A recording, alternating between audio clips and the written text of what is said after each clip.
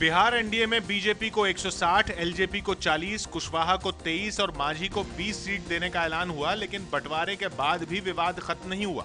पासवान की party LJP ने कहा कि बीजेपी ने जो वादा किया था वो निभाया नहीं। पहले पासवान ने कहा था सब ठीक है। दिल्ली के बिहार निवास में मांझी को बाहर करने पर विवाद हो गया। अमित शाह ने सवाल उठाए, लेकिन जेडीयू ने कहा कि मांझी बिहार निवास का राजनीतिक इस्तेमाल कर रहे थे, जो नियम के खिलाफ है। कल रात को मांझी जी को आधी रात को बिहार भवन छोड़कर निकलना पड़ा। ऐसा कभी भाजपा नहीं कर सकती। मैं श्री अमित शाह की भी इस बात के लिए निंदा करता हूं कि उन्होंने झूठे तथ्यों का सहारा देकर के देश को भ्रमित करने का काम किया। शिवसेना ने सावरकर को भारत रत्न देने की मांग की है। सांसद संजय राउत ने पीएम को चिट्ठी लिखी है। हिंदू महासभा के अध्यक्ष रह चुके सावरकर गांधी की हत्या में आरोपी बनाए जाने से विवादों में आए थे, हालांकि उनको बरी कर दिया गया था। यूएन में भारत को बड़ी कामयाबी मिली है। चीन के विरोध के बावजूद संयुक्त राष्ट्र सुरक्षा परिषद के विस्तार पर चर्चा को 1 साल तक बढ़ाने के भारत के प्रस्ताव को मंजूरी मिल गई।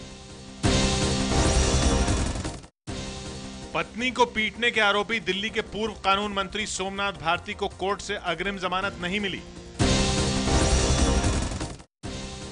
जैन पर्व की वजह से मुंबई में 17 सितंबर को चिकन मटन की बिक्री पर लगी रोक हाई कोर्ट ने हटा दी। कोर्ट ने पूछा, मछली और अंडों पर बैन नहीं तो चिकन मटन पर क्यों? हालांकि यह फैसला सिर्फ मुंबई के लिए है। मीरा भाईंदर में 17 सितंबर को रोक जारी रहेगी।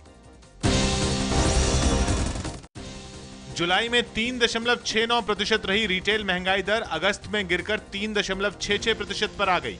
इससे ब्याज दरें कम होने की उम्मीद बढ़ गई है।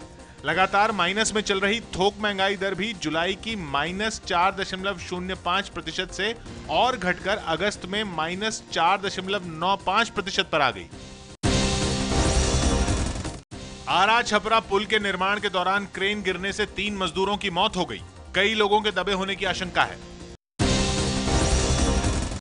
एक मैगजीन में छपी तस्वीर के आधार पर धोनी पर भगवान विष्णु के अपमान के आरोप में कर्नाटक हाई कोर्ट में चल रहे केस में आपराधिक कार्रवाई करने पर सुप्रीम कोर्ट ने रोक लगाकर धोनी को राहत दे दी।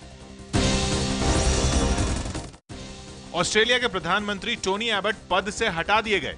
एबट की पार्टी की अचानक हुई बैठक में मैल्कम टर्नबुल को अगला नेता चुन लिया गया।